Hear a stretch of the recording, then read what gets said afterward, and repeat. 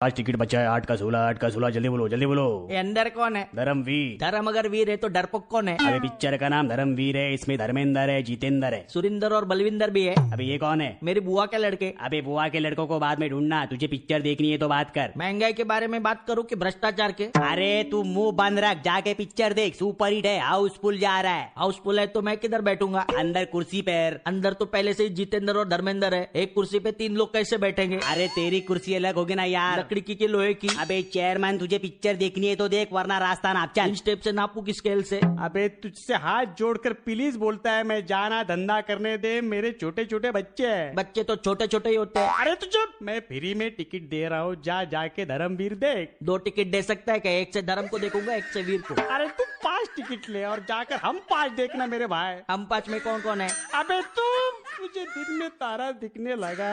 ध्रुव तारा की पुच्छल तारा? Likey